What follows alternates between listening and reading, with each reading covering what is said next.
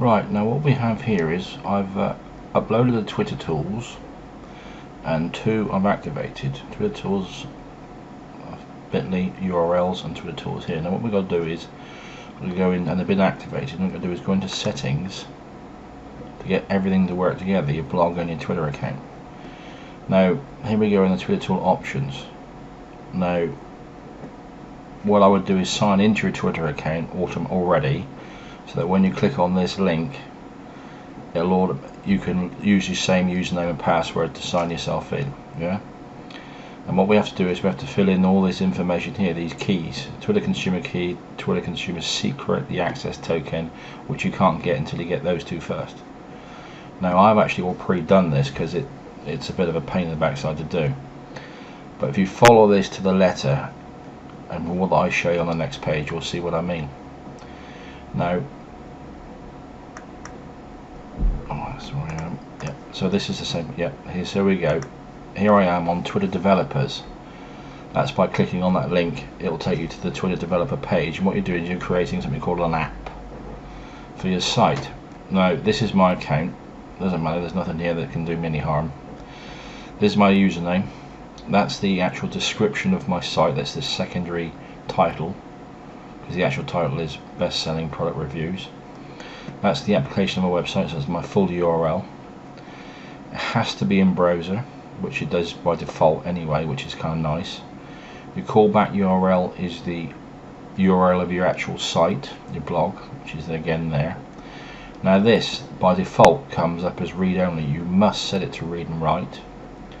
And then down here you have a box which has got the capture in. You fill it in, you press save, you come up with a page which brings you up and it says I accept the terms and conditions. Now once you've done that, with a bit, so long as Twitter is not overloaded, which it was earlier, you can then get the information to fill in these here. So what we do on these, you view your applications, and then click on your name, and then here we are. Now you have your API key here, so what you have to do is you need an API key and register callback URL. Yeah. So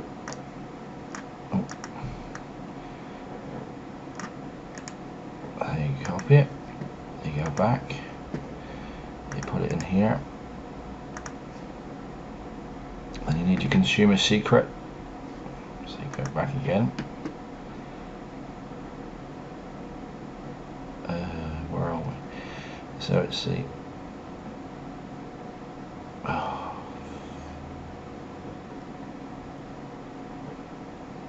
Yeah, that's right. Sorry, I'm thinking, I'm reading.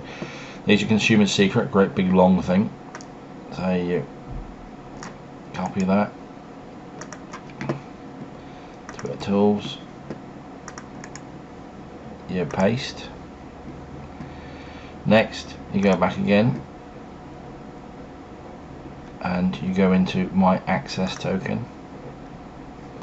And now you need your access token, and also your access secret. So you sign to this bit, you copy, you put that bit in there, paste it, you go back, you copy, go back here, and you paste it in there.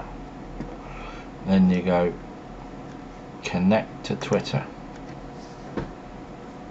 click on that, and you wait, and it says at the top here, yay, we are connected to Twitter. Now in this bit here, this will be set as no, so set it to yes. This is what will happen, what you want coming up on your Twitter account, either latest post, new blog post, but you cannot leave it blank.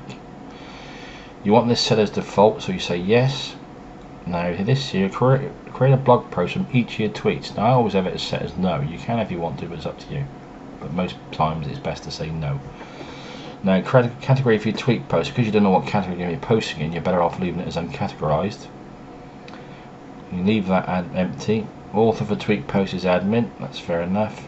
then you leave that as no. Tweets to show, this is only for if you actually authorize your tweets to show in your blog, then you set this up.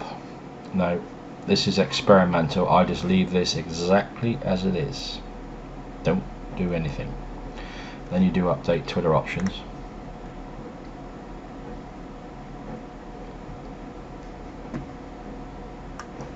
As you see, you got that. Now the next bit we have to go is go to bit.ly, which is a URL shortener site. So if you just hang on a minute, so as you can see, we're at the bit.ly website, so we're going to sign in.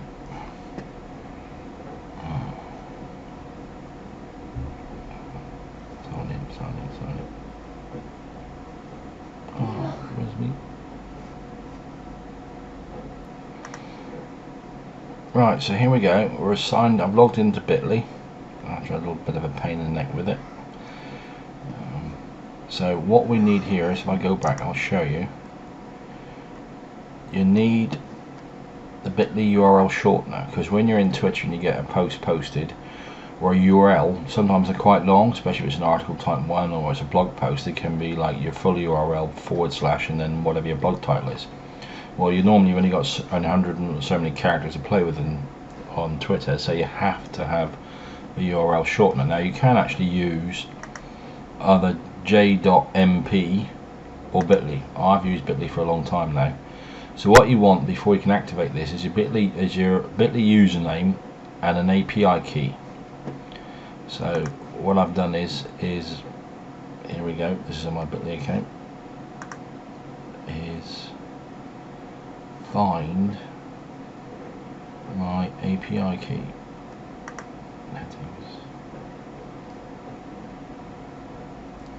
Oh, here we go, and here's the API key.